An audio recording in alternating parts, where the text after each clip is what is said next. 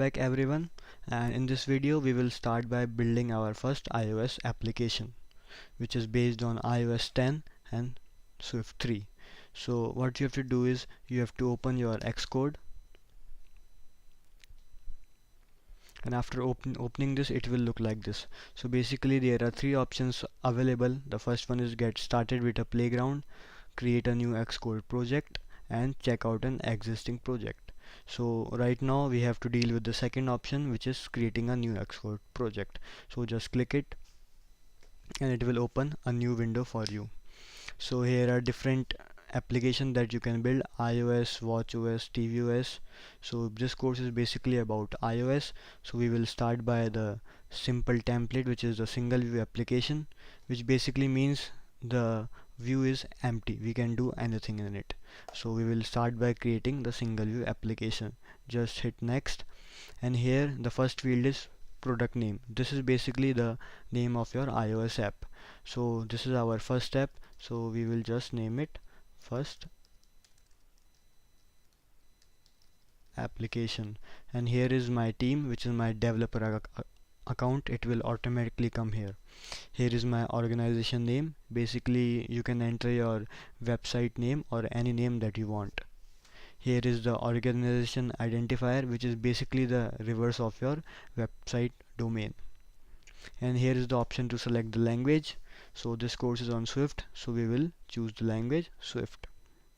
Now the last option is of devices. So there are devices available such as iPhone and iPad, but we want to build the app which will be capable to run on both devices, so we will use universal. So make sure to uncheck use code data, because we don't want to store any data right now. We are just building our first application. We will learn all these things later in this course. So just hit next, and it will ask you to store where you want to store your project. So I am just hitting desktop and create. So as you can see that it has created our project, which is first application. Here you can see the name of our app, first application, and on the right side of it you can see that there are many different devices on which you can run and test your app. So I like to test my app on iPhone 6s, so I will just choose that phone. So here you can see that this is the general settings of your iOS application. So here you can see that device is universal, target is iOS 10.0, and device orientation is portrait, landscape left as well as landscape right. You can uncheck this if you want. We will learn about all these things as we progress ahead in this course. So right now the main file which we have to work on is this main.storyboard. So just open this file. So here you can see that we are presented with a view controller. So basically you can consider a view as a single screen on your iPhone or iPad. So basically this is a single screen on your iPhone, and you can add buttons, images, or anything like that which you want to display on your first view. And bottom you can see that there are options by which you can select different phones. This is iPhone SE, this is iPhone 4S, this is 6s, this is 6s Plus. So I like to work with 6s, so I am choosing this phone. If you want to work with any other, you can choose the phone from the bottom menu. So we are building our first application. So what we want to do is we will build a simple app in which we will click a button and it will display our name after clicking the button. So the first thing we need to do is we need to use a button. So building a UI in iOS is very simple. You have a library in which you have to just drag and drop your buttons, images, and it will automatically come into your view. So here you can see that in the right side there is a library in which you can see that there are different options available to you, such as label, slider, switch, and all. So first we require a button. So in the filter icon you can just type for button, and you can see that here it is a button. So just click this button and drag this onto the main screen. So as you drop this into the main screen, you can see that lines. So these lines are helpful for aligning the button in the view. So I want to place my button in the center, so I will just drop right now.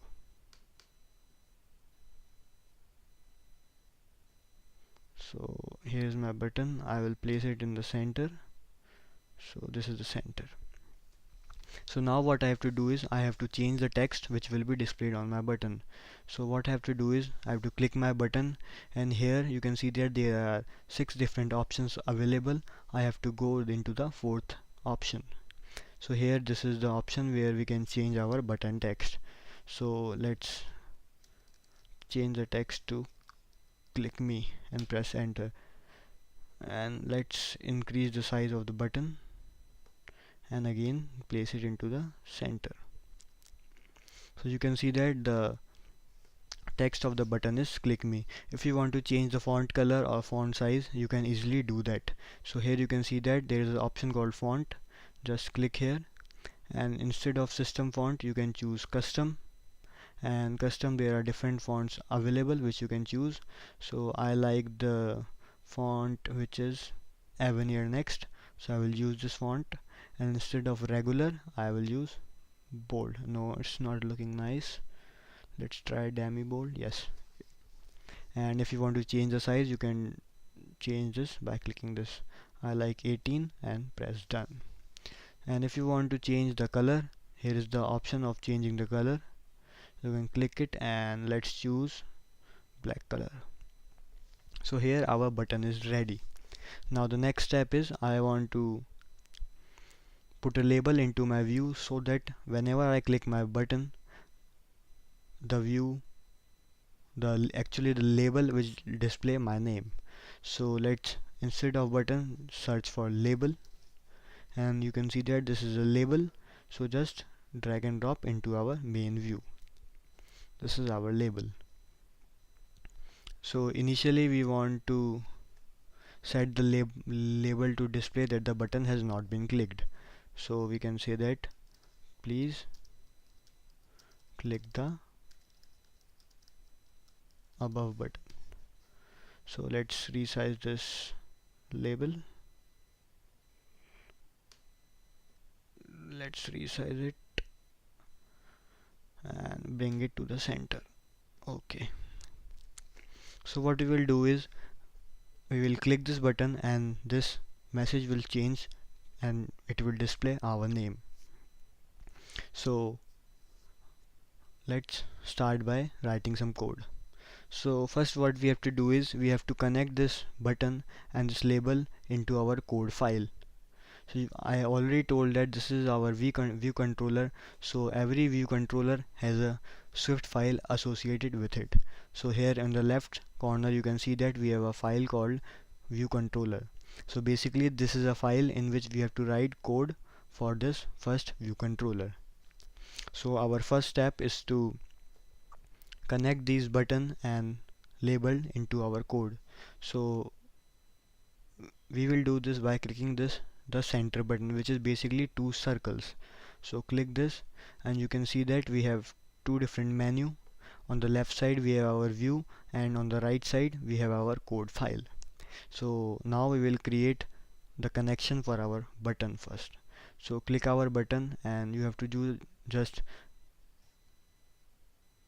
click and hold control and click this into our code like this, and then leave the control. So you can see that it has automatically opened a pop-up for us. So here it is asking for the name of the connection. So let's name this my button and just press enter. So you can see that this is our connection for our button. Now we have to create the connection of our label. So we will follow the same procedure. We will tap and hold control, and by left clicking we will drag this label into our code, and here you can give the name of your label. So I will give my label and just tap connect. So here you can see that we have created our connection for label. Now you can close this.